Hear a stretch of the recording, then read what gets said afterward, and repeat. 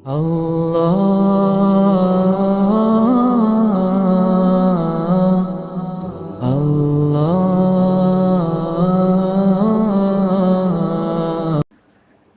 اللہ الرحمن الرحیم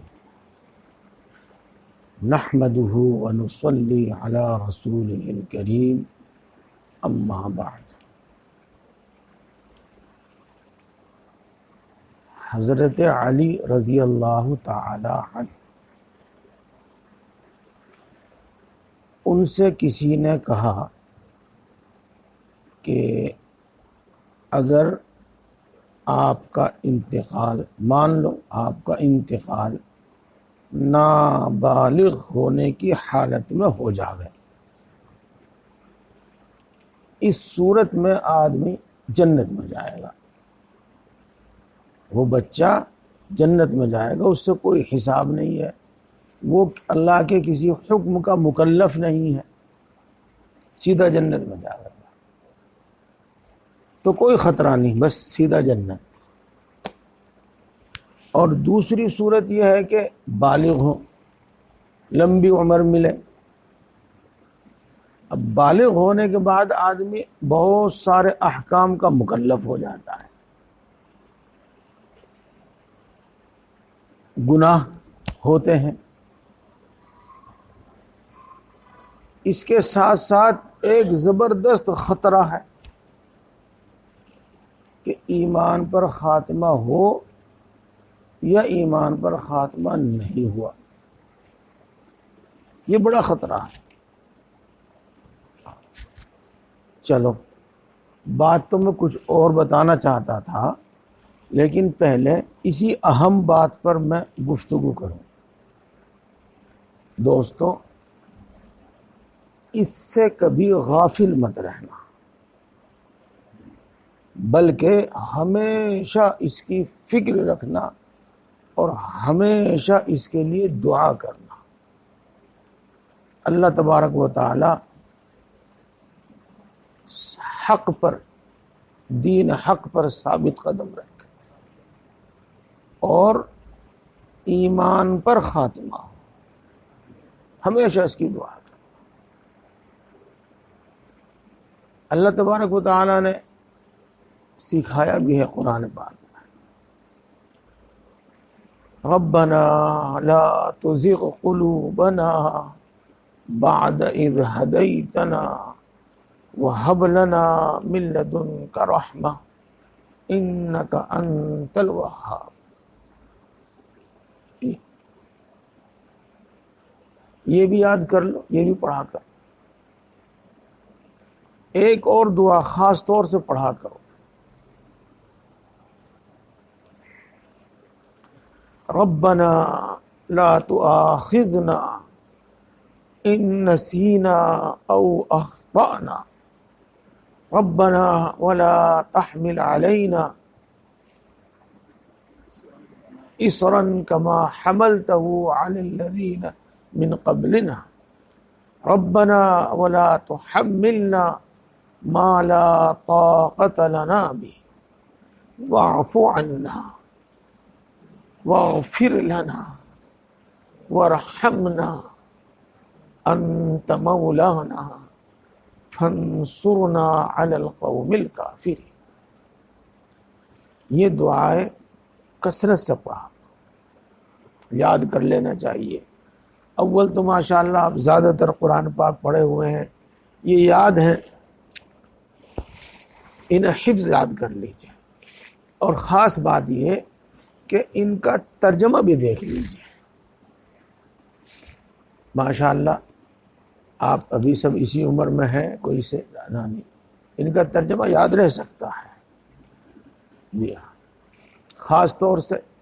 اور پوری آیت بھی یاد نہ ہو تو آخر کے جو دعا ہے، واعف عنا، ہم کو معاف کر دیجیے، واغفر لنا، ہم کو بخش دیجیے، وارحمنا، ہم پر رحم کیجیے، انت مولانا، آپ ہمارے مالک ہیں،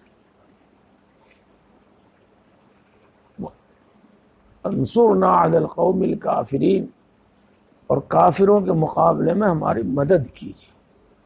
بہرحال ہمیشہ دعا کرنا چاہیے۔ میرے شیخ اول حضرت مولانا مسیح اللہ خان صاحب جلال آبادی نور اللہ مرقدہ بار بار فرمایا کرتے تھے کہ جہاں اور نعمتیں ہیں انسان کے پاس، انہی نعمتوں میں سے ایک بڑی نعمت ہے ایمان۔ تو نمازوں کے بعد اور دوسرے موقعوں پر جب دل میں خیال آوے تو اللہ کی اس نعمت پر شکر ادا کیا کرو، دل سے اس نعمت کو بہت بڑی نعمت جانو، یہ ہے شکر کا مطلب۔ دل سے اس نعمت کو بہت بڑی نعمت جانو کہ اللہ نے ہم پر احسان فرمایا، اللہ نے کرم فرمایا کہ یہ دولت ہم کو عطا دی۔ جب آدمی اس پر شکر کرے گا تو شکر کی خاصیت یہ ہے کہ اس سے نعمت بڑھتی ہے، شکر کی خاصیت یہ ہے کہ اس سے نعمت باقی رہتی ہے۔ تو انشاءاللہ یہ ایمان کی دولت باقی رہے گی، انشاءاللہ ایمان کی دولت بڑھے گی۔ جی بہرحال خاتمے کی فکر رہنی چاہیے۔ یہ دعائیں بتائی میں نے آپ کو، اور اعمال تو ہے ہی، اعمال میں تو سارا دار و مدار ہے ہی۔ ہمارے بزرگ جن کی ساری زندگی دین پر عمل کرنے میں اور دین کو پھیلانے میں گزری، یوں تو انبیاء کرام علیہ السلام کے سوا کوئی بھی گناہوں سے محفوظ نہیں۔ گناہ ہو جاتے ہیں، ہو سکتے ہیں، ہو جاتے ہیں، لیکن بہرحال بظاہر زندگی ایسی ہے کہ وہ اللہ کی باتوں پر عمل کرنے، اللہ کی باتوں کو دوسروں تک پہنچانے میں گزری، بڑی اچھی زندگی گزری۔ انہی میں سے ایک ہیں حضرت مولانا شیخ الحدیث مولانا محمد زکریا صاحب رحمۃ اللہ علیہ۔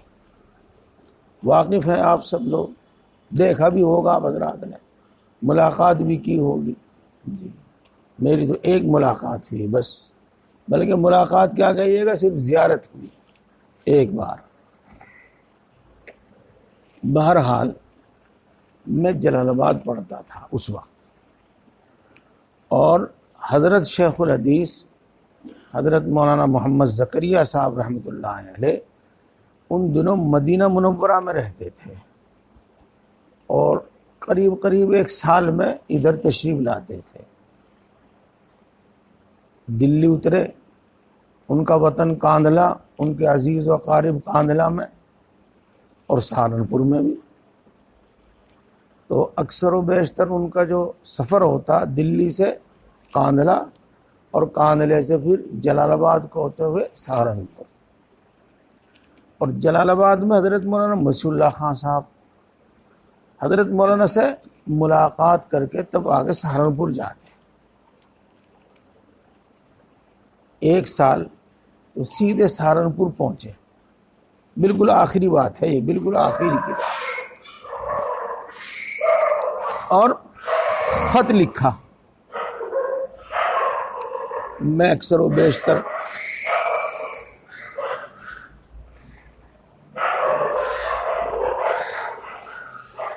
آپ سے ملاقات کے لیے جلال آباد حاضر ہوتا تھا۔ اس سال میرے میں ہمت نہیں ہے اور آپ تشریف لے آئیں۔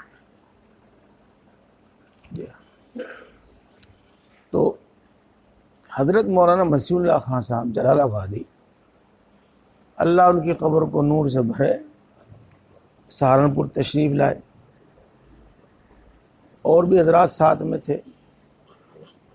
جب حضرت شیخ الحدیث کے یہاں پہنچے تو سب کو الگ کر دیا، باہر بٹھا دیا۔ اندر کمرے میں حضرت مولانا مسیح اللہ خان صاحب اور حضرت شیخ الحدیث صاحب دونوں ہی رہے۔ کافی دیر تک، گھنٹوں تک ملاقات رہی۔ اس کے بعد حضرت جلال آباد پہنچ گئے۔ تو یہ انسان کی ایک فطرت ہے، خاصیت ہے، اگر میں اور مولوی صاحب اٹھ کے وہاں کھڑا ہو کے کچھ بات کرنے لگے تو آپ سب کے دماغ میں سوال پیدا ہونے لگے گا، کیا بات کر رہے، کیا بات ہو رہی، الگ کھڑے ہو گئے کیا بات کر رہے، سب کے دماغ میں ہے ایک فطری سی انسان۔ تو جب دو بزرگ الگ کمرے میں گھنٹوں تک بات کرے تو دوسروں کو تو ہو ہی گا سوال پیدا کہ کیا باتیں ہو رہی، خاص راز و نیاز کی کیا باتیں ہو رہی۔ یہ تو حضرت مولانا مسیح اللہ خان صاحب جلال آبادی نور اللہ مرقدہ سے جب دریافت کیا تو حضرت نے فرمایا باتیں تو بہت ہوئی ہیں لیکن ان میں اہم باتیں دو ہیں۔ وہ انہوں نے موجودہ لوگوں کی نصیحت کے واسطے اور ان کی راہبری کے واسطے فرمائی۔ اور تو بہت ساری باتیں راز و نیاز کی ہیں اور ہوتی ہیں جو دوسروں کے سامنے ظاہر بھی نہیں کرنی چاہیے، لیکن ایسی بات جس میں کوئی حرج نہیں اور دوسروں کا نفع ہے تو وہ ظاہر کرنے میں کر دی۔ تو فرمایا ایک تو یہ بات کہ خاص طور سے علماء سلوک اور تصوف کی طرف نہیں آ رہے ہیں، اس کے لیے کوشش کیجیے۔ حضرت شیخ الحدیث نے حضرت مولانا مسیح اللہ خان صاحب سے فرمایا۔ چلو آپ سمجھ گئے ہوں گے، اگر نہ سمجھے ہوں تو مختصر سے سیدھے الفاظ میں بتلاؤں کہ ایک طریقہ ہے کسی کو اپنا عمل کا استاد بنا کر، جس کو شیخ کہتے ہیں، پیر کہتے ہیں، اس سے بیعت ہو کر، یعنی یہ معاہدہ کر کے کہ اب آپ جس طرح مجھے کہیں گے میں اس طرح کروں گا، بس یہ مطلب ہے بیعت کا، اور پھر ان کی تعلیمات کے مطابق آدمی عمل کرتا رہے، اپنی کمی کو تاہی بتاتا رہے اور اس کی اصلاح کا جو وہ طریقہ بتاویں اس کے مطابق عمل کرتا رہے تو انشاءاللہ العزیز پورے دین پر عمل ہو جائے گا۔ یہ اس کو کہتے ہیں سلوک اور تصور۔ دوسری بات میں آپ کو بتانا چاہتا ہوں، حضرت نے فرمایا کہ حضرت شیخ الحدیث صاحب اپنے خاتمے کے بارے میں بہت زیادہ فکر مند ہیں۔ بڑھاپا، کمزوری، تو خاتمے کے بارے میں کہ ایمان پر خاتمہ ہو نہ ہو کیا معنی، بہت زیادہ فکر مند ہیں جی۔ خاص طور سے اللہ والے آخر عمر میں ان کو ایسی بشارتیں ہونے لگتی ہیں جس سے ان کو ایک تو موت کا شوق پیدا ہو جاتا ہے، چاہے یہ کہہ لو چاہے یوں کہہ لو کہ اللہ کی ملاقات کا شوق پیدا ہو جاتا ہے، یہ کہہ دو۔ ایک تو یہ ہوتا ہے، موت کا ڈر ختم ہو جاتا ہے اور کچھ تسلی ہو جاتی ہے کہ جب ایسا ہے تو انشاءاللہ خاتمہ اچھا ہی ہوگا۔ تو حضرت شیخ نے فرمایا ایسی کوئی بات ابھی تک صحیح ہو رہی ہے جی۔ حضرت مولانا مسیح اللہ خان صاحب ماشاءاللہ علم اور سمجھ کے پتلے تھے۔ ہاں، انہوں نے فرمایا کہ حضرت ابھی وہ وقت آیا نہیں، ابھی موت کا وقت قریب نہیں آیا، ابھی وہ وقت آیا نہیں، جب وہ وقت آئے گا تو انشاءاللہ یہ سب چیزیں شروع ہو جائیں گی۔ بہرحال تسلی تھی۔ تو دوستو یہ واقعہ سنانے سے میرا مقصد یہ تھا کہ وہ لوگ جن کی ساری زندگی اللہ اللہ کرتے گزری ہے وہ بھی آخر خاتمے کے بارے میں کس قدر فکر مند ہے، کیونکہ سارا دار و مدار اسی پر ہے۔ خاتمہ ایمان پر ہو جاوے بس ساری منزلیں آسان ہوتی چلی جائیں گی. اگر کوئی دشواری ہوگی بھی تو بہرحال اس سے آدمی پار ہو جائے گا، نکل جائے گا. تو دیکھو دوستو یہ اتنا اہم معاملہ ہے. تو خیر حضرت علی رضی اللہ تعالیٰ عنہ سے پوچھا کہ دوسری صورت یہ ہے کہ آپ بالغ ہوں اور بالغ ہونے کے بعد خطرہ مول لے لیں. ایک خطرہ تو یہی کہ دنیا میں طاعت و عبادت کے ساتھ زندگی گزرے گی کہ نہیں گزرے گی، انصاف پر آدمی قائم رہے گا کہ نہیں رہے گا، ایک تو یہ خطرہ. ایمان پر خاتمہ ہوگا کہ نہیں ہوگا. پھر جو گناہ جو لغزشیں انسان سے ہو گئی ہیں وہ درگزر ہو کر معاف کر کے اللہ تبارک و تعالی سیدھا جنت میں بھیجے گا یا نہیں بھیجے گا بلکہ سزا کے لیے جہنم میں بھیج دے گا. یہ سب خطرات ہیں. دیکھو بظاہر تو پہلی بات اچھی معلوم ہوتی ہے کہ نابالغ ہونے کی حالت میں ہی موت آ جاوے تو پھر کوئی خطرہ نہیں اور جنت گویا کہ جنت پکی. تو حضرت علی رضی اللہ تعالی عنہ نے ارشاد فرمایا کہ میں اسی کو پسند کرتا ہوں کہ بالغ ہوں، عمر ملے، پھر جو ہوگا دیکھی جائے. یہ دوستو یہ کیوں فرمایا؟ میں یہ بات بہت مختصر کر کے عرض کر رہا ہوں. یہ کیوں فرمایا؟ اس واسطے فرمایا کہ اعمال میں جو بھی مشقت ہوتی ہے، ایمان پر ثابت قدم رہنے میں جو مشقت ہوتی ہے، ایمانی جو تقاضے ہیں نیک اعمال ان پر ثابت قدم رہنے میں، ان کے ادا کرنے میں، ان پر ثابت قدم رہنے میں، یعنی ہمیشگی اور دوام میں جو مشقت ہوتی ہے، اسی طریقے سے گناہوں سے بچنے میں جو مشقت ہوتی ہے، اسی طریقے سے اچھی عادتوں پر قائم رہنے میں، اچھی عادتوں پر ثابت قدم رہنے میں جو مشقت ہوتی ہے، اور یقیناً ہوتی ہے، اس میں کوئی شک نہیں ہے، یقیناً ہوتی ہے. یہ جتنی مشقتیں ہوتی ہیں، بلکہ اس سے آگے چلو، اس زندگی میں اپنی زندگی گزارنے میں جو مشقتیں ہوتی ہیں، کہ بیمار پڑ گیا، مقدمات میں پھنس گیا، تنگ دستی میں مبتلا ہو گیا، کسی کے ظلم میں مبتلا ہو گیا، وغیرہ وغیرہ، جو یہ جتنی بھی چیزیں ہیں، اگر اللہ تبارک و تعالیٰ کے پر ایمان اور اس کی اطاعت کے ساتھ یہ سب چیز ہیں تو ان سب کا اتنا بڑا نفع ظاہر ہوگا، اتنا بڑا نفع ظاہر ہوگا کہ وہ اس کے بغیر مل ہی نہیں سکتا، وہ اس کے بغیر مل ہی نہیں سکتا. چلو یہ تو بات. ایک دوسری بات اور یاد آ گئی مجھے. اللہ تبارک و تعالیٰ نے روحیں پیدا فرما رکھی ہیں اور وہ دنیا میں آتی رہتی ہیں، اور دنیا میں آنے کا مطلب وہی خطرے میں پڑ جانا، جیسا کہ ابھی میں نے آپ کو بتایا.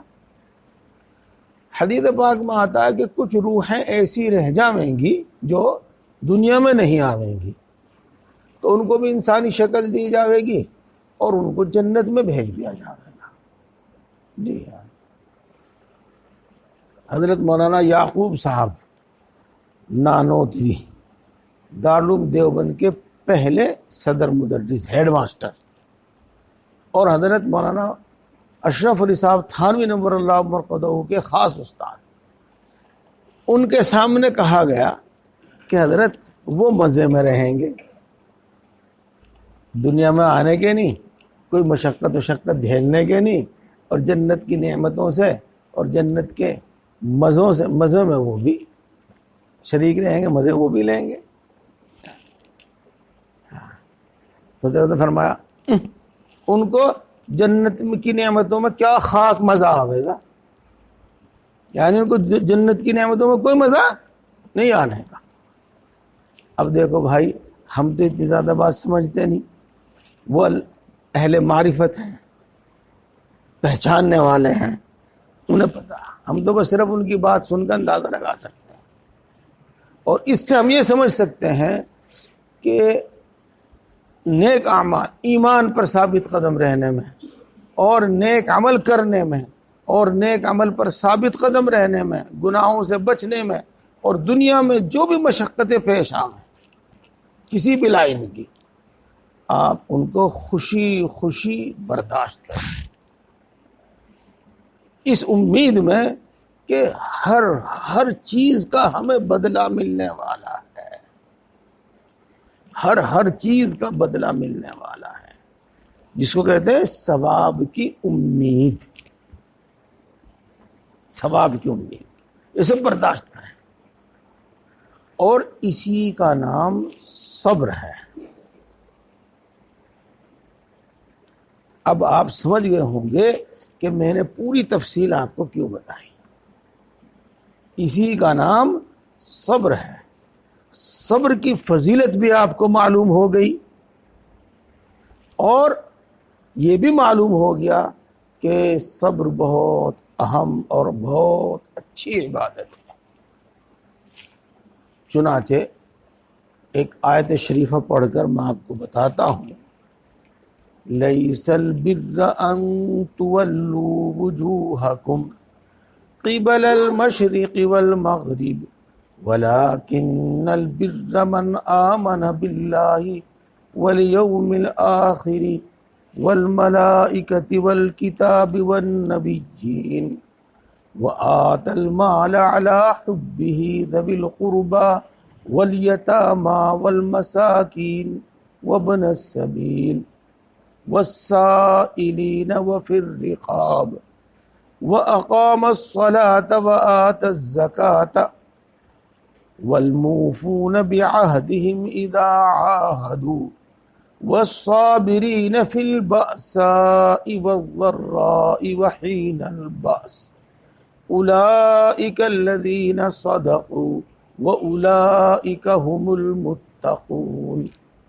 میں نے پوری آیت آپ کے سامنے اس لیے پڑھی ہے تاکہ میں آپ کو یہ بتا سکوں کہ اس میں اللہ تبارک و تعالیٰ نے ان سب باتوں کا ذکر فرمایا ہے جو میں آپ کے سامنے اس وقت عرض کر رہا ہوں۔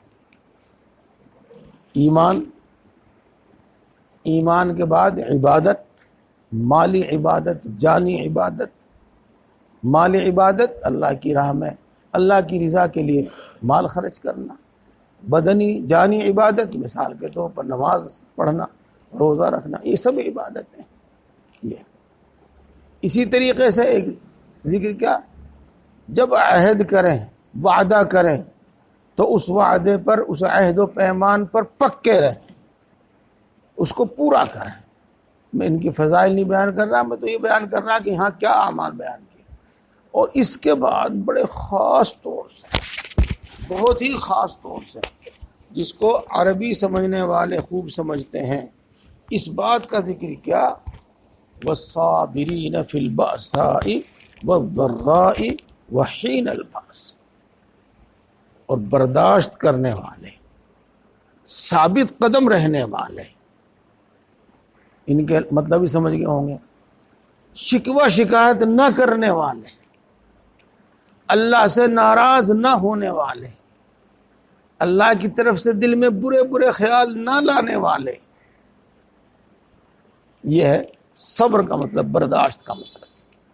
یہ وہی والصابرین فی البأساء، تنگ دستی میں، والضراء، بیماری میں، وحین البأس، اور اگر جنگ ہو تو جنگ کے وقت میں ثابت قدم رہنے والے۔ یہ تو نیک اعمال، یہ سب نیک اعمال ہیں۔ اس کے بعد خاص طور سے ایک بات فرمائی ہے، اولئک الذین صدقوا، جی ہاں، یہی لوگ اپنے ایمان میں سچے ہیں، اور یہی لوگ اپنے مسلمانی کے دعوے میں سچے ہیں، اور یہی لوگ متقی اور پرہیزگار ہیں۔ متقی اور پرہیزگار ہے چونکہ اللہ تبارک و تعالیٰ نے قرآن پاک میں متقی لوگوں کے لیے بہت سارے وعدے فرمائے ہیں، تو بس یہاں یہ بتا دیا کہ ان کے لیے وہ وعدے ہیں، اور خاص بات کہ اپنے ایمان کے دعوے میں یہ سچے ہیں، اپنے مسلمان ہونے کے دعوے میں یہ سچے ہیں، امت محمدیہ کا دعویٰ کرنے میں یہ سچے ہیں۔ یہ تو بات ہو گئی سیدھی، اب بات الٹی بھی تو ہو نا، اب اس کا الٹا کر لو۔ ہاں، اس کو یوں سمجھو کہ جب تک یہ صفات مومن کے اندر نہ ہو۔ کون سی صفات؟ مومن ہے، ایمان ہے لیکن نماز نہیں پڑھتا، زکوٰۃ نہیں ادا کرتا، زکوٰۃ کے علاوہ جہاں خاص طور سے دینی ضرورت ہو وہاں خرچ نہیں کرتا، زکوٰۃ کے علاوہ جہاں خاص طور سے کوئی ضرورت مند اور محتاج سامنے آوے اس کو نہیں دیتا، حالانکہ اس کے پاس ہے، وعدہ کرتا ہے لیکن پلٹ جاتا ہے، اگر نفع دیکھتا ہے تو رہتا ہے قائم، اور اگر کوئی نقصان نظر آتا ہے تو پلٹ جاتا ہے، وعدہ پورا نہیں کرتا، عہد و پیمان پورا نہیں کرتا، اور صبر نہیں ہے، صبر نہیں ہے۔ تو جس کے اندر یہ نہیں کہ وہ اپنے ایمان کے دعوے میں سچے نہیں ہیں، وہ اپنے مومن ہونے کا دعویٰ، مسلمان ہونے کے دعوے میں سچے نہیں ہیں، اس سے یہ بات بھی سمجھ میں آتی ہے۔ بہرحال اس وقت میں خاص طور سے یہ عرض کرنا چاہ رہا تھا کہ صبر کی عادت بنائیں اور شکر کی عادت بنائیں۔ یہ ایک چھوٹا سا لفظ ہے، مطلب اس کا میں سمجھا بھی چکا ہوں، اور پھر وہی کیا، مثال کے طور پر مومن ہونے میں کوئی مشقت پیش آتی ہے، اور یہ لفظ بار بار اس لیے کہہ رہا ہوں میں کہ حالات بدلتے رہتے ہیں، حالات بدلتے رہتے ہیں۔ اس وقت کی حالت یہ ہے کہ مسلمان باہر نکلتے ہوئے ڈرتا ہے، داڑھی ٹوپی والا بہت ڈرتا ہے، اور دوسرے خطرات بھی ہیں، اس کے ساتھ ساتھ خاص طور سے احسان، ذلت اور رسوائی کا برتاؤ بعض مرتبہ ہوتا ہے۔ ہاں، کبھی کوئی داڑھو کہہ دیتا ہے، کبھی، اور ملا بالکل حقارت کے ساتھ ایسے الفاظ بول کر بولتے ہیں۔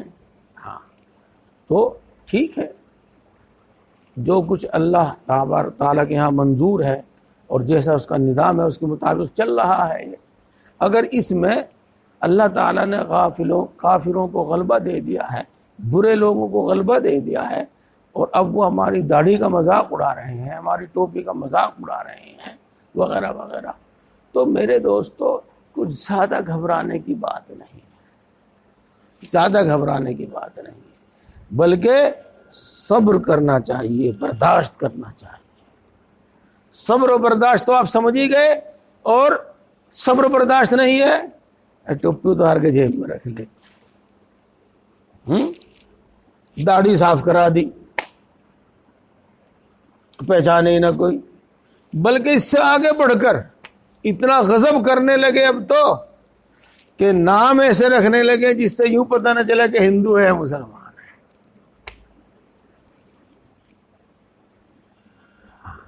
یہ غلط بات ہے، اس کے اندر صبر نہیں ہے، برداشت نہیں ہے اس کے اندر، یہ اپنے دعوی ایمان میں سچا نہیں ہے، اپنے مسلمان ہونے کے اس میں سچا نہیں ہے۔ یہ اسی طریقے سے مثال کے طور پر آگے چلتے ہیں، میں ضرورت کے تحت یہ بڑا موبائل رکھتا ہوں جو آپ دیکھ رہے ہیں، اس میں آتی رہتی ہیں بہت ساری چیزیں آتی رہتی ہیں، پتہ چلتا رہتا ہے۔ ہاں، تو ہمارے علماء کرام کو چھوڑ کے بہت سارے لوگ اسکول کالج میں پڑھنے والے، ہندی پڑھنے والے، انگریزی پڑھنے والے، بجائے اس کے کہ وہ اللہ کے رسول کی بات دوسروں کو نصیحت کے طور پر آگے شیئر کریں، پتہ نہیں کس کس کے حوالے سے کس کس کی باتیں آگے شیئر کرتے ہیں،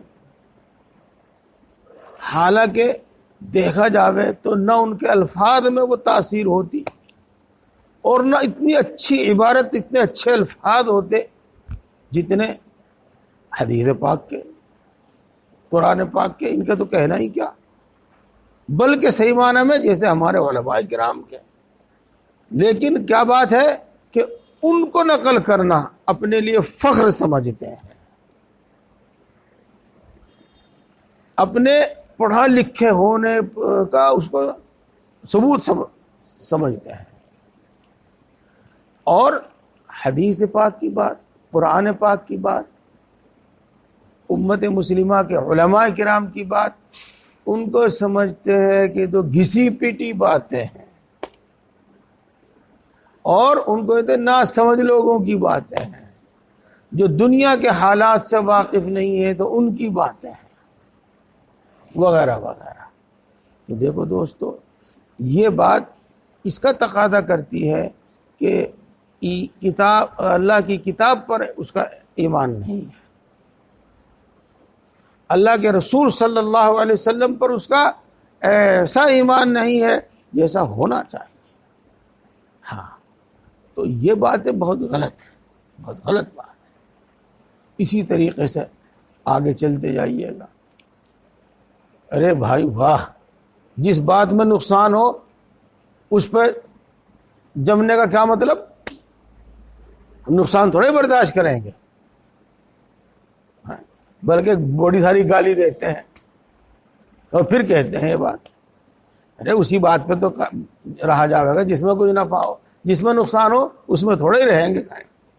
نہیں بھائی، جب ایک عہد و پیمان ہو گیا ہے، جب ایک معاملہ طے ہو گیا ہے تو اس پر ثابت قدم رہنا چاہیے، اس پر جم رہنا چاہیے، نفع نقصان کچھ بھی، وعدے کا پکا، عہد و پیمان کا پکا۔ اسی طریقے سے معاملہ صبر کا ہے۔ دیکھو صبر کی بات بتاؤں، وقت ہو گیا، ختم کر رہا ہوں۔ اس کی ہر وقت ضرورت ہے، ہر وقت اس کی ضرورت ہے۔ جی ہاں،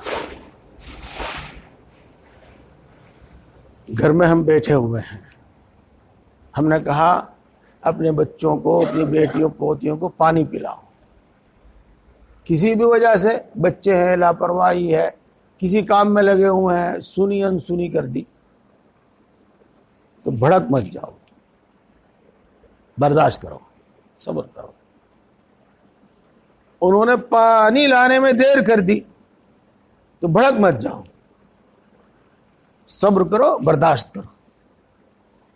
جی ہاں، ہر وقت کی ڈانٹ ڈپٹ اچھی نہیں ہوتی، بلکہ ہر وقت کی نصیحت بھی اچھی نہیں ہوتی۔ بار بار نصیحت کرنے سے آدمی کے اندر چڑچڑاپن پیدا ہو جاتا ہے۔ یہ تو بڈھا ہے، اس کی تو عادت ہو گئی۔ ہاں، ان کی تربیت کے واسطے پہلے تو دعا کیا کرو، خوب دعا کیا کرو، جتنی بھی ہو سکے اتنی دعا کیا کرو، اور پھر نرمی سے، محبت سے کبھی کبھی نصیحت بھی کیا کرو۔ تو دیکھو دوستو، اللہ کا شکر، گھر میں دی ہوئی سب کچھ نعمتیں موجود ہیں، اللہ کی موج ہے، لیکن اس آدمی کو بھی صبر کی ضرورت ہے، اور اس کا آپ سب کو تجربہ ہوگا۔ جی ہاں، یہی معاملہ کھانے میں، پینے میں، بستر میں، جو سب کچھ اللہ کی دی ہوئی نعمتیں موجود ہیں، اور اس کے بعد آدمی کو برداشت کی اور صبر کی ضرورت پیش آتی ہے۔ پھر اس کے بعد اب کون آدمی تندرست ہے؟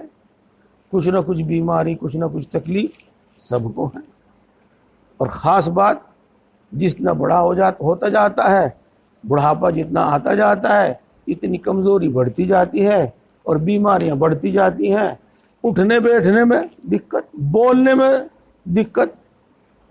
جی، تو یہ اللہ کا نظام ہے، اللہ نے یہ نظام بنایا ہے کہ وہ پیدا کرتا ہے، کسی کی بچپن میں ہی موت وفات دے دیتا ہے، کسی کو جوانی میں وفات دیتا ہے، کسی کو بڑھاپے میں وفات دیتا ہے، کسی کو بالکل ذلیل عمر جس کو اللہ نے کہا ہے بہت بڑھاپا دے دیتا ہے۔ ہاں، کہ ان سب باتوں کو برداشت کرو، اور برداشت کرنے میں سکون ہے اور برداشت نہ کرنے میں پریشانی ہے۔ کتنی دیر ہوئے کہا تھا میں نے اس کو پانی کو، اب تک پانی نہیں لایا۔ بس جتنی دیر ہوتی جاوے گی اتنی بے چینی بڑھتی جاوے گی، جتنی دیر ہوتی جاوے گی اتنا غصہ بڑھتا جاوے گا، اور پانی پینے کے بعد بھی پانی پینے کی خوشی کے بجائے وہ غصہ اور بہت دیر تک رہے گا۔ اور اگر برداشت اور اس بات کو نظر انداز کر دیا تو غصہ پریشانی نہیں آپ کو ہوگی۔ بس بات یہیں ختم کر دوں، اس موضوع پر بات ہوتی ہی رہتی ہے۔ ہر حالت میں اللہ تبارک و تعالیٰ کا شکر ادا کرو۔ جو دشواری پیش آوے کسی بھی لائن کی برداشت کرو اور اس کی آسانی کے لیے اللہ تعالیٰ سے دعا کرو، اور ایمان پر ثابت قدم رہو۔